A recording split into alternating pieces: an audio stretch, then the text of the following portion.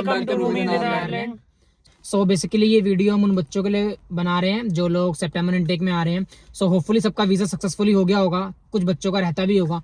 तो जिन बच्चों का वीज़ा हो गया, जिन बच्चों का रहता है, सब के लिए उनके लिए इन्फॉर्मेटिव वीडियो है ये कि इनिशियल फेज जो होता है, स्टार्टिंग के 15-20 दिन होता है, उसके बारे में हम बात करेंगे। हमारा सिनेरियो क्या रहता है और आपको क्या क्या चीज़ें जाननी जरूरी है यहाँ पर आने से पहले और यहाँ आने के बाद। सो गाइस, आप सबका वीज़ा लग गया होगा और यहाँ आप फ्लाइट टिकट्स आपने बुक कर ली होगी। सो जैसे ही आप यहाँ पहुँचने वाले होंगे तो एनसीआई शटल सर्विस प्रोवाइड कराती है आपके अकोमोडेशन तक। तो आपको फॉर्म फिल करके आपको एनसीआई को मेल करना होता है, उसमें आपको अकोमोडेशन डिटेल आपकी डालनी होती है। सो ये सब डालने के बाद, फिल करने के बाद जब आप डब्लिन एयरपोर्ट पहुँचते हो, वहाँ आपको आपका ड्राइवर जो है कॉन्टैक्ट करता है आपको कि आपको कौन सी लोकेशन पे जाना है। देन आपका ड्राइवर जो है शटल सर्विस के थ्रू आपको ड्रॉप करके आता है। और बेसिकली ये सिर्फ एनसीआई वालों के लिए है। नेशनल कॉलेज ऑफ आयरलैंड जो है ये सिर्फ उनके लिए है, क्योंकि हम तीनों नेशनल कॉलेज ऑफ आयरलैंड के स्टूडेंट थे। तो हमें पता है कि 1 वीक पहले या अभी भी देखा हमने, अगर उनके इंस्टाग्राम वगैरह पे देखे तो उन्होंने डाल दिया है कि अभी कुछ उनके प्रोग्राम्स हो रहे हैं प्री अराइवल जो होते हैं, उसमें उन्होंने बोला है कि जो बच्चों का वीज़ा हो गया सक्सेसफुली वो अपना फॉर्म फिलअप कर दे शटल सेवा की, तो आपको एक ड्राइवर असाइन होगा जैसा गौतम ने बताया, और ड्राइवर आपको एयरपोर्ट लेने आएगा। जैसे आप यहाँ पहुँच जाओगे। दूसरा तरीका ये भी है कि अगर आपको ड्राइवर के थ्रू नहीं आना तो आप यहाँ पर डब्लिन एक्सप्रेस की बस चलती है, वो 10 यूरोज लेती है एंड वो कहीं नहीं रुकती, सीधा आपके जहाँ पे आपको सिटी सेंटर बेसिकली छोड़ेगी, तो वहाँ से आपको बस चेंज कर कहीं और जाना होगा। एनसीआई के लिए तो ऐसा है कि एनसीआई एयरपोर्ट से शटल सर्विस आपको आपके अकोमोडेशन तक प्रोवाइड कराती है, लेकिन जो अदर कॉलेजेस के स्टूडेंट्स हैं उनका हमें पता नहीं। तो वो वहाँ से एयरपोर्ट से आपको सिटी सेंटर की बस मिल जाएगी, डायरेक्ट एयरपोर्ट एक्सप्रेस, जो 10 यूरोज का टिकट लेती है और आपको कॉर्नली स्टेशन या सिटी सेंटर में बेसिकली छोड़ देगी, जहां आप अपने घर के लिए या अकोमोडेशन के लिए कहीं के लिए भी बस ले सकते हो। और या वहां से डार्ट सर्विस भी हर जगह कनेक्टेड है, या किसी और काउंटीज में भी अगर आप रहते हो तो वहां से भी कनेक्टेड है। हमें ये नहीं पता है कि जो बसेज हैं वो एयरपोर्ट से डिफरेंट काउंटी की मिलती है कि नहीं मिलती है। तो कॉर्नली यहाँ का मेन स्टेशन है, जैसा यश ने बताया, तो वहां से आपको हर काउंटी की भी मिल जाएगी अगर आपका कॉलेज डिफरेंट काउंटी के अंदर है। बट उसके लिए आपको सिटी सेंटर आना पड़ेगा, और वो डायरेक्ट बस आपको 10 यूरो की मिल जाती है, जो डायरेक्ट बस होती है, नॉन स्टॉप होती है, सीधा आपको सिटी सेंटर उतारती है। सिटी सेंटर में बुसारस है, वहाँ आपको वहाँ का बस स्टेशन है, वहाँ आके आपको टिकट्स वगैरह जो लेनी हो और टाइमिंग्स वगैरह देखनी हो, कितने बजे बस जाती, तो वहाँ आप देख सकते हैं।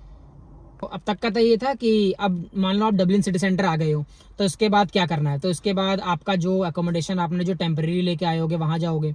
फिर उसके बाद आप पहले या दूसरे दिन, जैसे हम दूसरे दिन कॉलेज चले गए थे विजिट करने, पहले दिन हम गए नहीं थे, रेस्ट किया था हमने, फिर हम नेक्स्ट डे कॉलेज विजिट करने गए थे। तो पर्टिकुलरली जो एनसीआई का है, हम आपको उसका बता सकते हैं कि एनसीआई में क्या होता है, प्री अराइवल प्रोग्राम्स कुछ होते हैं जो सितंबर से स्टार्ट हो जाते हैं। तो हमारा 5 सितंबर को हम लैंड हुए थे यहाँ पर, डब्लिन में आए थे, और गौतम 3 तारीख को आया था। तो कुछ प्रोग्राम्स होते हैं जो हमारे कोर्स जो हमारा स्टार्ट हुआ था वो 18 सितंबर से हुआ था। तो 5 to 18 के बीच में जो गैप था उसके अंदर हमने सारे प्रोग्राम अटेंड करे थे, डिफरेंट प्रोग्राम्स थे जो हमने अटेंड करे कॉलेज के अंदर। और बाकी जो दूसरे कॉलेजेस है उनका भी कुछ सिमिलर ऐसा होता हुआ कि बच्चे जब पहले आ जाते हैं तो उनको कुछ एक्टिविटीज कराई जाती है, या कुछ ऐसा कराया जाता है जिससे वो सिटी सेंटर घूम ले, या वॉकिंग टूर कराया जाता है नियर बाय सिटीज में डिफरेंट लोकेशन दिखाने के लिए। तो ये सब कुछ एक्टिविटीज होती हैं जो पर्टिकुलर एनसीआई तो कराता है, बट ऐसे सभी कॉलेज थोड़ा कुछ ना कुछ कराते होंगे। तो गाइस उसके बाद आपके पास नेक्स्ट डे से कॉलेज के ईमेल्स आने लग जाएंगे, जिसमें वो अपनी एक्टिविटीज़ का वीक्स का शेड्यूल बताएंगे कि इस दिन कौन सी एक्टिविटी होगी, इस दिन कौन सी एक्टिविटी होगी। कुछ एक्टिविटीज़ कॉलेज के अंदर होती है, कुछ एक्टिविटीज़ कॉलेज के बाहर होती है, जैसे कि डब्लिन सिटी टूर वगैरह, और बाकी कुछ कल्चरल फेस्ट होते हैं, कुछ प्री अराइवल्स प्रोग्राम होते हैं, जैसे कि आपका गार्डा के साथ एक मीटिंग कराई जाएगी, बाकी सब कुछ होगा उसमें। आपको फिर उसके बाद आपकी ओरिएंटेशन वगैरह होगी, जिसमें आपको आईडी कार्ड वगैरह प्रोवाइड किए जाएंगे। उसके बाद आपका कोर्स का करिकुलम वगैरह आएगा, फिर आपका सारा शुरू हो जाएगा करिकुलम 1 ईयर के लिए। सो बेसिकली एक्टिविटीज़ अटेंड करना इसलिए ज़रूरी है ताकि आपको डब्लिन के बारे में पता चल जाए, डब्लिन कैसा है और वहाँ कल्चर्स कैसे हैं डब्लिन के। सो ओवरऑल व्यू आपको लेना ज़रूरी है ताकि आपको आसानी हो यहाँ पे एडजस्ट होने में। सो मेनली जो एनसीआई का कोर्स था वो 18 सितंबर से स्टार्ट हो गया था हमारा। बट इसमें क्या हुआ था, कुछ लेटर्स होते हैं जो आपको चाहिए होते हैं अपना पीपीएसएन अप्लाई करने के लिए, अपना आईआरपी के अंदर कोई डॉक्यूमेंट, जो भी डॉक्यूमेंट्स होते हैं जो कॉलेज को प्रोवाइड करने होते हैं, वो अराउंड हमें 13 सितंबर को मिल गए थे। हमें मतलब हमारी मीटिंग हुई थी, उसके बाद 13 सितंबर को हमारे रजिस्टर सब कुछ हो गया था, कॉलेज की पर्सनल मेल आईडी भी हमें मिल गई थी और वहाँ पर सारे लिंक्स खुल गए थे जो हमें लेटर एसेंशियल होते हैं PPSN लेने के लिए, कुछ भी लेने के लिए। तो वो लेटर हमें 13 को मिल गए थे। तो उसके बाद आपको अपना कॉलेज भी स्टार्ट आपका 18 से हो जाएगा। फिर उसके बाद आपको तभी आपको PPSN के लिए भी रजिस्ट्रेशन करना है। तो अब आपको सारे लेटर्स कॉलेज की तरफ से आफ्टर योर ओरिएंटेशन मिल जाएंगे। सारे लेटर्स, वो लेटर आपके एसेंशियल रहेंगे, जैसे आपका ट्रैवल लीव कार्ड बनवाने के लिए, ट्रैवल का कार्ड बनवाने के लिए, बैंक अकाउंट खुलवाने के लिए, आपको एड्रेस प्रूफ में एज अ सबमिट करने के लिए PPSN और IRP के लिए होता है कि जैसे वीजा जिसका लगा होता है, वीजा पे 31 दिसंबर लिखा रहता है। तो बच्चे सोचते हैं कि हम जब पहुंचेंगे तो हमारे पास 4 महीने रहेंगे टोटल, हम 4 महीने बाद वीजा रिन्यूअल कराएंगे। बट ऐसा नहीं है, आपको यहाँ आते ही वीजा की अपॉइंटमेंट लेनी पड़ती है।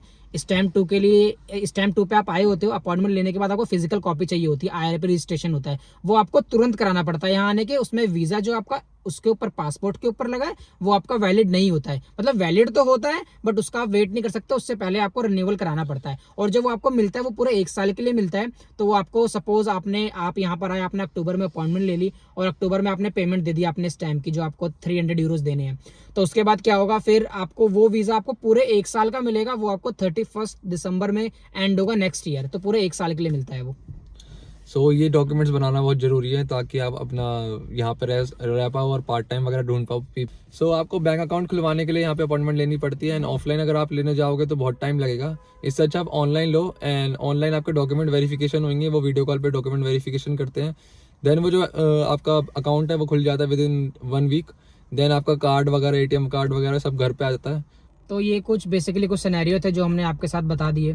और एक चीज़ और सिंपलीफाई मुझे ये करनी है कि पार्ट टाइम में थोड़ा लगने में थोड़ा टाइम लगता है, तो इसलिए घर से आप 3-4 महीने का अपना रेंट वगैरह सब लेके आएँ। स्टार्टिंग में खर्चे कम करना ताकि मैनेजमेंट आपका सही रहे, वरना यहाँ जब इंडियन में हम खर्च करते हैं तो बहुत ज़्यादा प्रॉब्लम होती है, हमें लगता है कि बहुत ज़्यादा पैसा खर्च हो रहा है। तो इसलिए अपना 2-3 मंथ्स का बजट अपना इंडिया से लेके आएँ। और यहाँ पर आके इनिशियल में बिल्कुल पार्टी वगैरह के लिए भी आपको मेल वगैरह आएंगे, DJ पार्टीज वगैरह होंगी, तो उसका भी ध्यान रखना कहाँ आपको जाना है कहाँ नहीं जाना है। तो सब कुछ मेंटेन करके चलना, और पार्ट टाइम फिर आपके धीरे धीरे लग जाएगी। स्टार्टिंग में टाइम लगेगा बट कुछ टाइम बाद आपकी पार्ट टाइम लग जाएगी।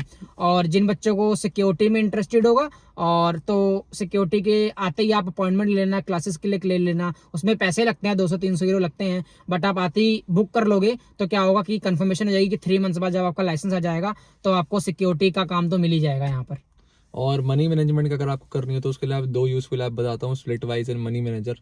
सो ये दोनों आप डाउनलोड करके रखना ताकि आपका मनी मैनेजमेंट ढंग से हो पाए एंड सक्सेसफुली आप मनी मैनेज कर पाओ अपना। गाइस, जैसा कि आपको गौतम ने बताया कि जो 2 ऐप्स हैं, स्प्लिटवाइज और मनी मैनेजर, उसमें क्या होता है कि जो स्प्लिटवाइज होता है उसमें अगर आप ग्रुप में स्पेंडिंग कर रहे हो तो वो आप डाल के स्पेंड जितना भी हुआ है आपका उसको ग्रुप में स्प्लिट किया जा सकता है। और मनी मैनेजर पे आप अपने पर्सनल खर्चे जैसे leave card recharge, mobile recharge, इन सबको भी डाल के आप देख सकते हो कि आपने मंथली किस चीज़ पे, किस कैटेगरी पे सबसे ज़्यादा आपने एक्सपेंड किया। तो इसी के साथ दोस्तों वीडियो को वाइंड अप करते हैं। हाँ, और आपको अच्छी लगी वीडियो तो चैनल को सब्सक्राइब करना और कमेंट करना कि कौन सी नई नेक्स्ट वीडियो आपको चाहिए, तो उसके ऊपर हम बनाने की ट्राई करेंगे। हम वीडियोस बनाते रहेंगे हर हफ्ते, तो प्लीज गाइस सब्सक्राइब चैनल के लिंक को फैला दो।